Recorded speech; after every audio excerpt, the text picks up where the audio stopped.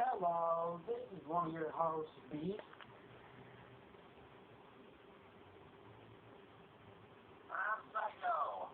And we are here to bring you part 2 of the Resident Evil 0 review. We last left off reviewing the weapons, characters, and main plot of the game. Now we are going to review enemies, how good boss fights were, and the environment and graphics. So, starting with enemies, we're going to review about what enemies we feel fit in, and in the areas they were, depending if they fit in, or if they didn't make sense, or if we really like them. Now, this does not include bosses, though. So, I have to say one thing, I like the new zombie design in this game. The different looking zombies, they look pretty cool. And they're creepy and scary looking.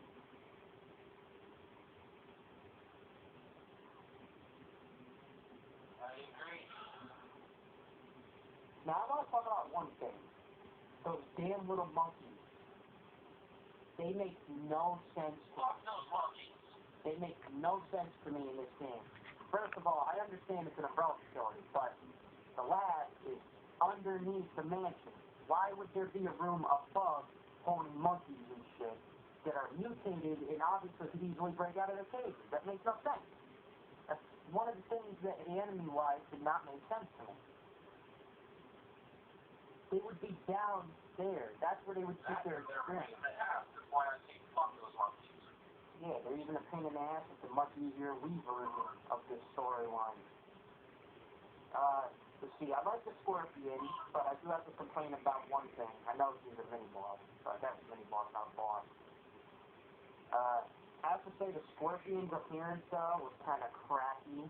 I think it would have been cooler if, when you crash the train, he comes out, because he has a giant Scorpion that really can't do much to you because he's in a train car. It's like it was setting you up for an easy fight. I understand it's the first, boss fight, mini-boss fight, but come on, man. In this point of the time, Resident Evil fans were already used to going through hell and back from the beginning.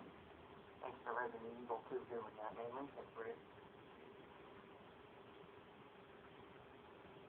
Right. So what's your thoughts, Psycho, on the whole Scorpion thing? We gotta admit, it coming in the train car is kind of lame compared to the other areas that they've thrown it in at. I didn't really think of too much of its entrance. I just thought it was too easy. Yeah, I would think that a giant armored bug would be a lot harder to kill. Not only that, I would have liked it better if one of the outside areas. Several shots at the wall. Yeah.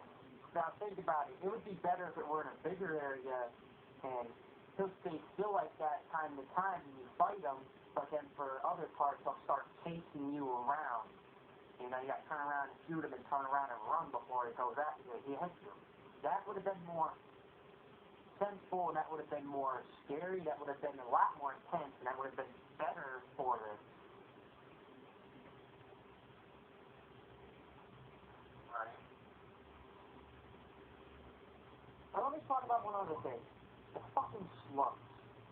Why are those actually things that you can attack? That makes no sense. That should be something that doesn't matter. It's a slug. If you wanted to sit there and kill them all, you're never going to have enough ammo to. It's like basically killable enemies thrown in there to piss you off if you don't kill them pointless.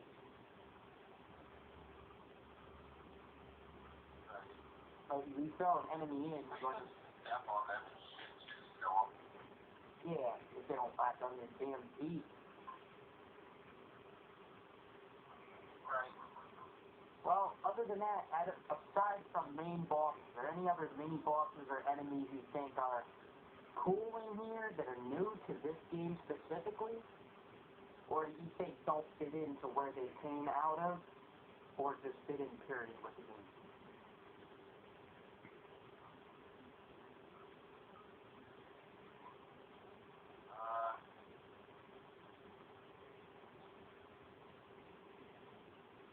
Oh. What was it? That, what was that? What was that fucking pretty sure. Yeah. Yeah, it was kind of At the time, that was new. Yeah, it was new, but I mean, I can't complain on where it came from, but it just seemed really easily. Because there's certain spots around you can hide that you can't get to you because he's flying. Yeah, they made it more difficult than Umbrella Chronicles, though. Oh yeah, of course. To fight that game.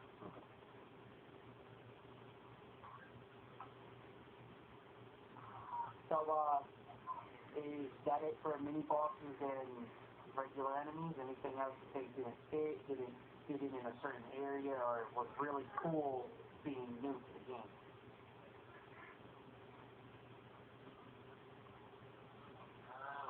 Think for a few seconds. Maybe seconds later. I got nothing off. I can't think of nothing off the top of my head.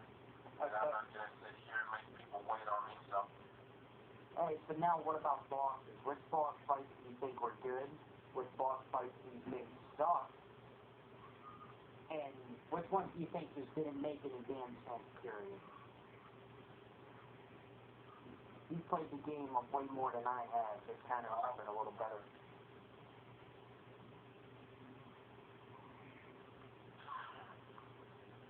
I kind of think the last boss fight is pretty crazy. Like, when you figure out what exactly is going on. Isn't that where Marcus popped up? Marcus. Yeah. Yeah, that is pretty crazy. The first time I seen that, I was like, holy shit, he's alive? Like, an evil, mutated clone version of what the fuck? Yeah, I thought that was pretty cool, though, but he was not easy to fight. He was pretty damn hard. I'd have to say, he wasn't the hardest enemy in that game, but he definitely was one of them. Oh, yeah. And that's always a good thing. That's what you want with a game that has bosses. You always want the final boss to be fairly difficult, at least. And there's one thing about this game I wanted to know, just as a little offhand fact. A lot of fans that knew about what I'm about to say were pretty peeved when it didn't happen. Now, you know how this is before Rebecca meets the rest of them in the mansion?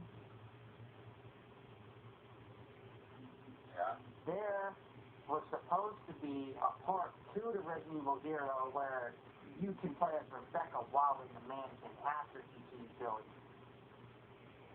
But they decided to cancel it. I actually didn't know about that. That's dumb.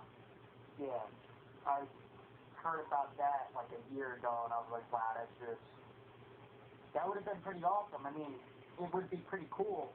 And they were going to do the same thing with Resident Evil Remake. Maybe they'll do it with the new remake for PS3 and all them. With Remake, similar thing, they were supposed to make it to where there was going to be a part. I don't know if they added anything extra. Well, there's going to be a part 2 to the remake where you played as the side characters, Barry, Rebecca, again, both promises. And there's even going to be parts where you could have played as Richard. Richard's pretty cool. And Wesker, too. Wesker is also going to be one of them. But they decided again, let's not do something that would further the franchise, go deeper in the story, would be better. Okay, well, aside from that, we will be bringing you guys part 3 of the review. I would like to say, coming from Beast, that I hope you enjoyed the part 2 of the Resident Evil Zero review. Cycles, is there anything you'd like to say before we continue to part 3? Enjoy this motherfucking review.